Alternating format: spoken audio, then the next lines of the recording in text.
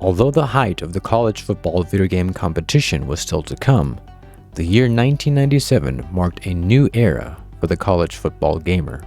The PlayStation presented a whole new platform, capable of so much more than the Super Nintendo or Genesis.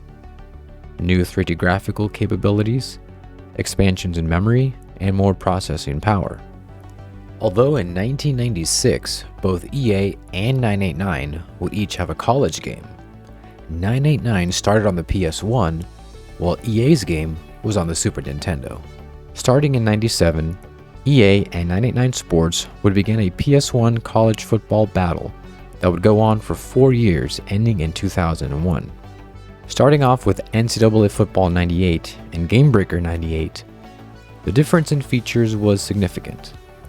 EA would launch its game with a full season dynasty mode, which gave the user a multi-season mode with recruiting, practices, scouting other teams, and even the choice to replace the bowls with a 16-team playoff. Game Breaker, on the other hand, would not see its own dynasty until Game Breaker 2000. EA definitely won the dynasty battle with features, as Game Breaker players could never have a playoff in their career mode, or practice with their dynasty team. In addition, EA's game would let you run a jerry-rigged coach mode by simply using the sideways camera angle and not pressing any buttons after the snap. However, what 989 lacked in the dynasty mode department, they made up for on the field with better player models, better gameplay, play creation, and play-by-play commentary by a generic announcer in 98, and later Keith Jackson starting in 99. As far as the career mode, 989 didn't have all the features of EA's game, but it did have a strength in brevity and simplicity. An entire season could be simulated in about 10 seconds. Compare that to 10 seconds for each week in EA's game. Perhaps EA's simulation model was more robust and took more into account, thus the longer sim time.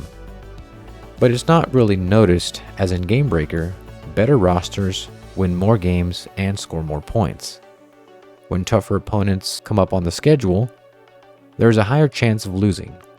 It all works out as expected. The recruiting is quick and easy by choosing to recruit speed, strength, or balance, then picking a couple highly rated players from a list, and that's it.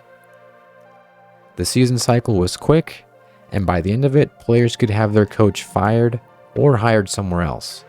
Alternatively, they could also be promoted or demoted based on their current position. The highest rank was head coach, and in descending order were assistant head coach, offensive or defensive coordinator, then offense, defense, or special teams coach. Game Breaker provided a nice ladder to aspire to climb, while EA simply had coach contracts. Who had the better game? Well, it depends. By 2001, EA and 989 both had solid games, each with their own strengths and weaknesses. Game Breaker ruled on the field, and EA ruled in Dynasty mode. Game Breaker got a head start on the PlayStation 2, releasing a version of their 2001 title on the new console.